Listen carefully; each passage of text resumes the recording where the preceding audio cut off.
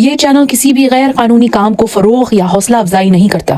اس channel کی طرف سے فراہم کردہ تمام معلومات صرف تعلیمی مقصد کے لیے ہیں۔ ہوشیار ہوں اور احتیاط کریں۔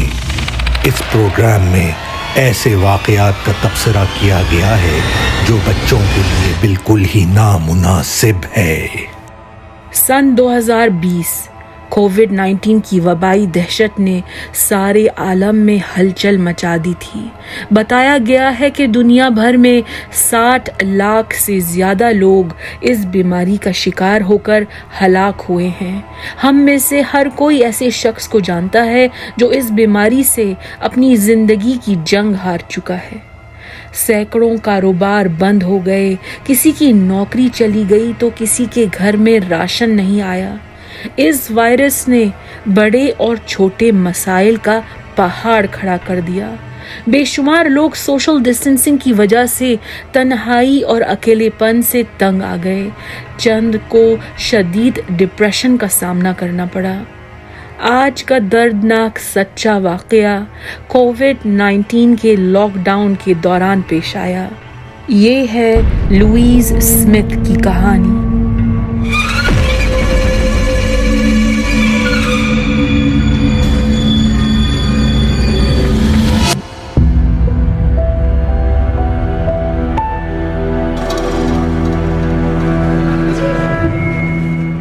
ہیمپشائر، یونائیٹڈ کنگڈم، 8 مئی 2020 جمعے کا دن تھا۔ برطانیہ کی قوم کے لیے خاص دن تھا کیونکہ VE ڈے یعنی وکٹری ان یورپ ڈے تھا۔ VE ڈے کے دن یورپ میں دوسری جنگ عظیم کے خاتمے کی خوشیاں منائی جاتی ہیں۔ اس دن 16 سالہ لوئیز اسمتھ بھی چھٹی کے دن کا فائدہ اٹھا رہی تھی۔ وہ اپنی کزن چیزلن جین میز عرف CJ اور اس کے شوہر شین میز کے ساتھ رہتی تھی۔ لوئیز کے والدین ریبیکا کوپر اور بریڈلی اسمتھ کے بیچ طلاق ہو چکی تھی۔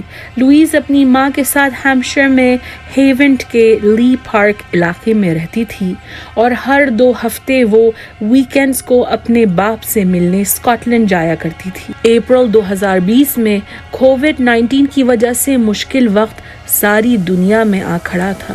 برطانیہ بھی بہت سارے دوسرے ممالک کی طرح قومی لاک ڈاؤن اختیار کر رہا تھا۔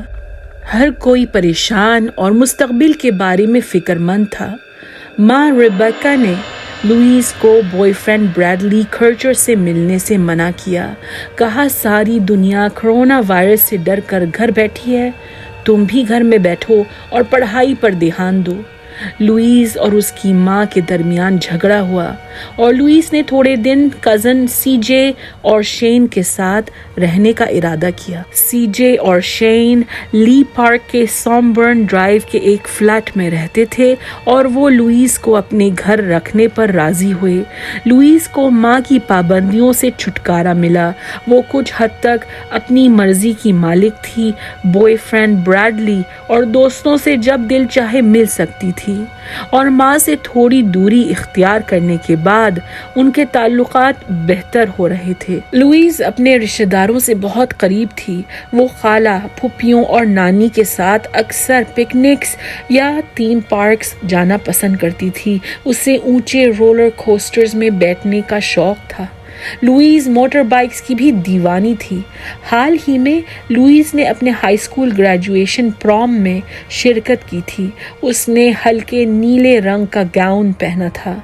عام طور پر برطانوی لڑکیاں پروم کی پارٹی کے لیے چھوٹے ٹیاراز پہنتی ہیں، لیکن لوئیز کو اس خاص دن کے لیے خالہ ہینا ویلسٹیڈ نے انٹرنیٹ سے ماتھا پٹی خرید کر تحفے میں دی تھی۔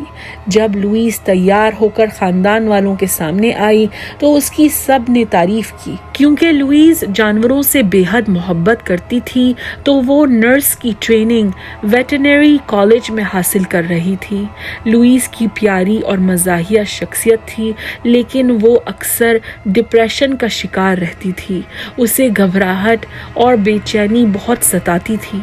ڈاکٹرز نے اسے اینٹی ڈپریسنٹ دوائیں تجویز کی تھی اور اس کے لیے ایک سوشل ورکر مقرر کیا گیا تھا۔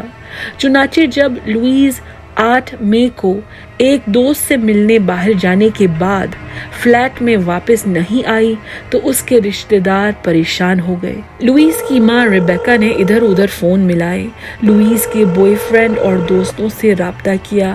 آخر کوئی تو جانتا ہوگا کہ لوئیس کہاں چلی گئی ہے۔ ریبیکا کو پتا چلا کہ ایک دن پہلے 7 مئی کی صبح کو لوئیس نے اپنے کئی دوستوں کو ٹیکسٹ میسیجز بھیج کر کہا تھا کہ وہ سی جے اور شین کے ساتھ اب مزید نہیں رہنا چاہتی تھی۔ They are just vile، وہ بہت گھنونے ہیں، لوئیس نے لکھا تھا۔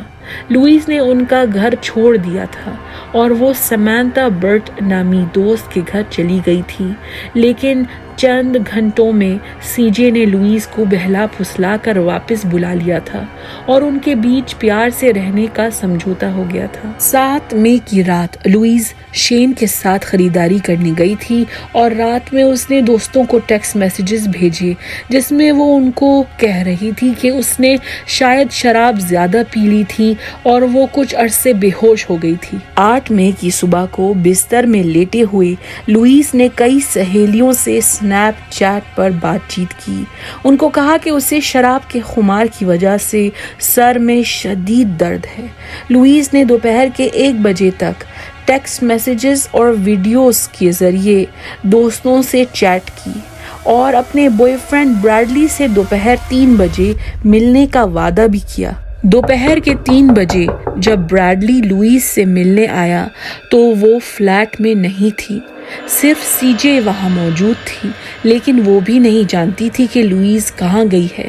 سی جے نے لوئیس کو کئی بار فون کیے لیکن کوئی جواب نہیں ملا۔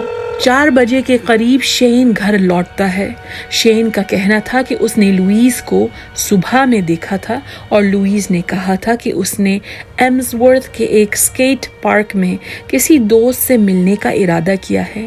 لوئیس عموماً اپنے کرفیو کے مطابق شام 6 بجے گھر پر ضرور ہوتی تھی، لیکن جب وہ 6 بجنے کے بعد بھی گھر نہیں لوٹی تو سب کو یقین ہو گیا کہ معاملہ سنجیدہ ہے۔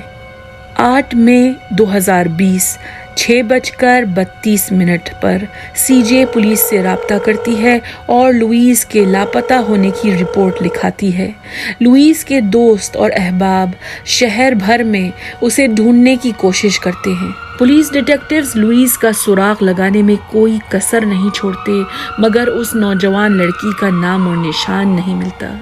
سیل فون کمپنی کے ریکارڈز دیکھ کر یہ واضح ہوا کہ 8 مئی دوپہر کے 1 بجے کے بعد لوئیس کا سیل فون استعمال نہیں ہوا تھا۔ سی جے اور شین سے پوچھ گچھ کی جاتی ہے اور شین بتاتا ہے کہ وہ اور لوئیس دن میں ٹیسکو گروسری اسٹور گئے تھے، لیکن یہ بات جلد جھٹلا دی جاتی ہے کیونکہ ٹیسکو کے CCTV فوٹیج میں وہ دونوں نظر نہیں آتے ہیں۔ 6 دن بعد 14 مئی 2020 کو 29 سالہ سی جے اور 30 سالہ شین کو لوئیس کو اغوا کرنے کے شبے میں گرفتار کیا جاتا ہے۔ لوئیس کی تلاش جاری رہتی ہے۔ 300 سے زیادہ افراد، ڈرونز اور کتوں کے ذریعے اسپیشلسٹ سرچ ٹیمز ہزاروں گھنٹے لوئیس کو ڈھونڈ نکالنے کی کوشش میں وقف کر دیتے ہیں۔ لوئیس کی گمشدگی کے 13 دن بعد اس کے والدین اور چاہنے والوں کے دلوں سے امید کی کرن ہمیشہ کے لیے بجھ گئی۔ ہیونٹ تھکٹ کے علاقے میں سڑک سے 40 میٹر دور گھنے جنگل میں 2 درختوں کے بیچ لوئیس کی لاش پڑی ملی۔ لوئیس کا جسم اور چہرہ ناقابل شناخت تھا۔ اسے تباہ کن چوٹیں آئی تھیں، بری طرح مارا پیٹا گیا تھا۔ اس کی لاش کو آگ لگا دی گئی تھی۔ لوئیس کے چہرے پر بے شمار زخم تھے، اس کے پیٹ میں سوراخ کیا گیا تھا۔ لوئیس کا جبڑا توڑ دیا گیا تھا، کھوپڑی سے ہڈی الگ کر دی گئی تھی۔ اس کی شرمگاہ میں درخت کی ٹہنی ڈالی گئی تھی اور اس کے جگر کی طرف ڈھکیل دی گئی تھی۔ مزید تفتیش کے نتیجے میں پولیس نے سی جے کو بغیر کسی الزام کے رہا کر دیا اور شین کو لوئیس کے قتل کے الزام میں قید کیا گیا۔ 30 سالہ شین میس نے فرسٹ ڈگری قتل کا جرم قبول نہیں کیا بلکہ اس نے مین سلاٹر کا اعتراف کیا۔ فرسٹ ڈگری مرڈر اور مین سلاٹر دونوں کے نتیجے میں ایک شخص کی زندگی وقت سے پہلے ختم ہو جاتی ہے، لیکن ان کے قانونی طور پر الگ الگ شرائط ہیں۔ فرسٹ ڈگری مرڈر جان بوجھ کر پہلے سے پلان بنا کر کیا جاتا ہے، اور مین سلاٹر میں غلطی سے بغیر کسی ارادے کے غصے میں یا حادثے کے طور پر کسی کو مارا جاتا ہے۔ دونوں حالات میں ظاہر سی بات ہے مجرم کو مختلف سزا ملتی ہے۔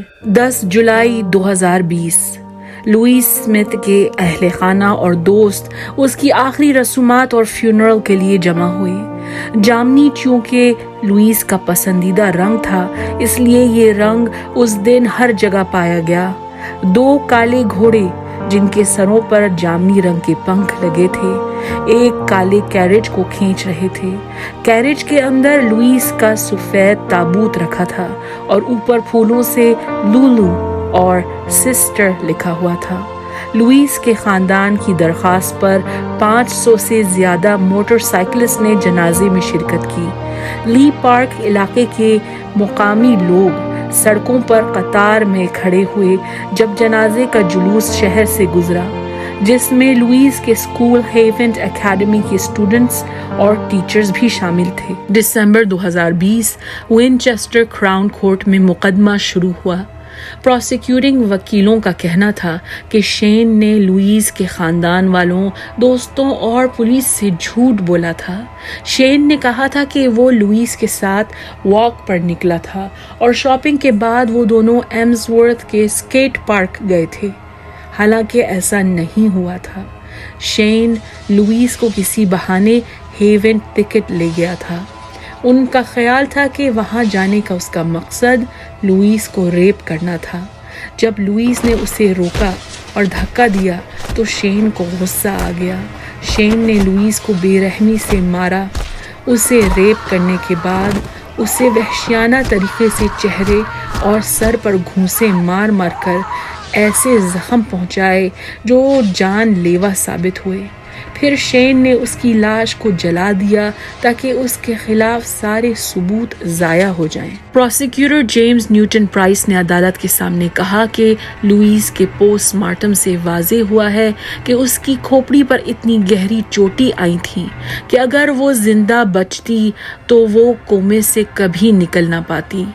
جوری نے سنا کہ لوئس کی شرمگاہ میں ایک درخت کی ٹہنی ڈالی گئی تھی اور اس درخت کی ٹہنی پر شین کا DNA ملا۔ شین کے جوتوں پر لوئس کا خون پایا گیا۔ پروسیکیوٹنگ وکیل نے لوئس کی سنیپ چیٹ ویڈیوز عدالت میں پیش کی۔ ویڈیو میں شین کو لوئس کے پاؤں میں گدگدی کرتے ہوئے دکھایا گیا۔ لوئس کے بوائے فرینڈ بریڈلی نے گواہی دی کہ لوئس نے اسے بتایا تھا کہ شین اس کے ساتھ چھیڑ چھاڑ کرتا تھا، اسے بہانے سے چھونے کی کوشش کرتا تھا۔ عدالت میں بتایا گیا کہ لوئس کی موت سے ایک رات پہلے شین لوئس کو شراب خریدنے کے لیے دکان لے گیا۔ CCTV فوٹیج دکھائی گئی جس میں شین اور لوئس مختلف دکانوں سے شراب، برف اور چپس خریدتے ہوئے نظر آئے۔ رات میں شین نے لوئس کو خوب شراب پلائی تھی اور سوچا تھا کہ جب وہ نشے میں دھت ہو جائے گی تو وہ اس کے ساتھ نازیبا حرکت کر سکے گا۔ عدالت نے سنا کہ لوئس کو وحشیانہ طریقے سے قتل کرنے کے بعد شین نے اپنا باقی دن ایسے گزارا جیسے کچھ ہوا ہی نہیں۔ جب ہر کوئی لوئس کو تلاش کرنے کی کوشش کر رہا تھا، شین آرام سے اپنی ماں سے ملنے گیا اور پھر اس نے آئس لینڈ نامی گروسری سٹور سے 4 پیزا خریدے۔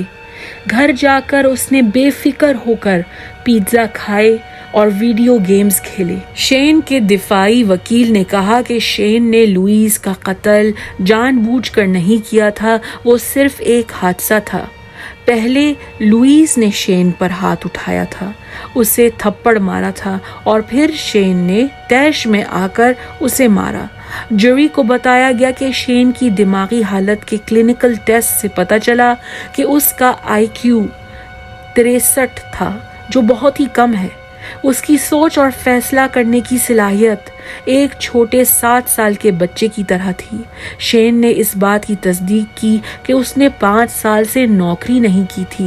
اس کی بیوی سی جے اسے ہر 2 ہفتے 50 پاؤنڈ جیب خرچی دیتی تھی اور وہ سارا دن ویڈیو گیمز کھیلتا تھا۔ 8 دسمبر 2020 کو عدالت نے اپنا فیصلہ سنا دیا۔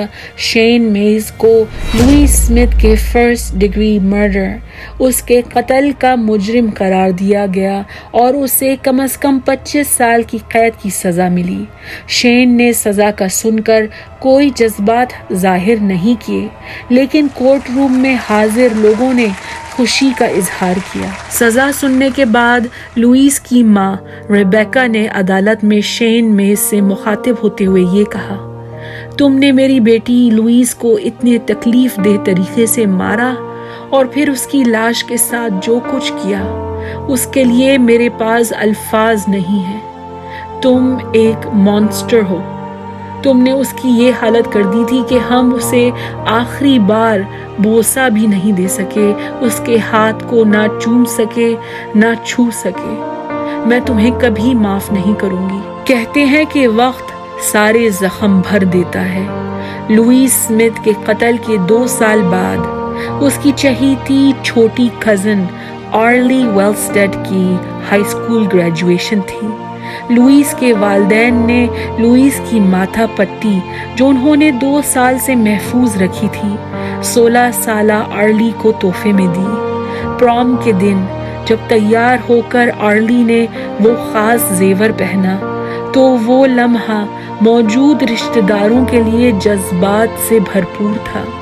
لوئس کے باپ بریڈلی اسمتھ کی آنکھیں آنسوؤں سے تر ہو گئیں۔ کہتے ہیں کہ وقت سارے زخم بھر دیتا ہے، سوائے وہ جو اولاد کو کھو دینے کا ہوتا ہے۔ دوستوں، یہ تھی لوئس اسمتھ کی کہانی۔ ہمارے چینل کو سپورٹ کریے اور محفوظ رہیے۔